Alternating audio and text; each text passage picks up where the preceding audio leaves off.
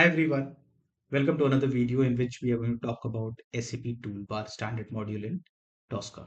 So let's take a look at first of all the SAP screen. Okay. Now this section which you see here is basically called as Toolbar. Okay. Now you might not find few of the functions available in the standard module. The reason being is the standard module which is created was created on the previous systems, but we do have very easily we can scan and get the other functionalities if need be. But for now, we are going to focus on what does it offer and how we can use it. Okay.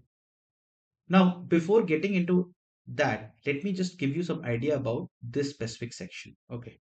So this specific section, basically we can enter some value into this. So this specific section, we can enter some value into this to navigate to certain sections. Okay.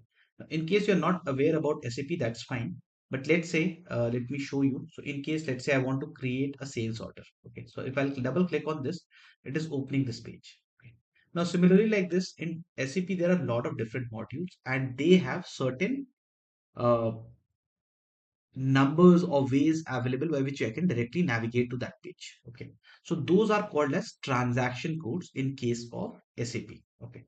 So for example, opening a create sales order page, I have to write /NVA01. Okay. And this is going to open that page. Okay. Create sales order initial screen.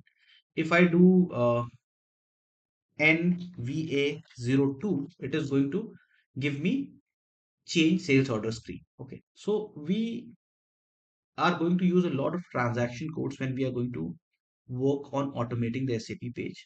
Uh, it basically acts as a starting step for us to automate any application or to work with SAP application as well. So let's take a look at the standard module. Okay. Now here it is SAP status bar. Sorry, SAP toolbar is what we are talking about. So let me grab that and put it into the test case. And let me write it as SAP toolbar. Okay. Now, as I was talking about the transaction codes, if I open this, the first thing is you're going to find is transaction code. And the second thing is you're going to see as buttons. Okay. So whatever I need to enter in this, I can enter here. Okay. So let's say we want to navigate to the sales order screen. So I'll write /NVA01. Okay. And then in the buttons, what do I want to do after that? I want to press enter. Okay. So what I can do is if I'll click on this buttons, I'll see a whole list of options, enter, save, back, click and all. So whatever you want, you can click on this. Okay. Now let's run this and see if this works or not. Okay. So you see it entered the value and it came to this page. Okay. It happened a little quickly. So I'm not sure if you are able to see it or not, but it basically entered the value here and navigated to the sales order screen page. Okay.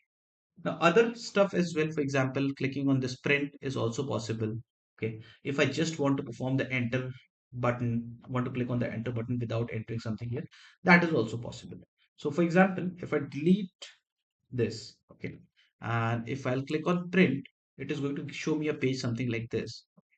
So I'll click on exit and I'll try to click, uh, let me change this from enter to print. Okay.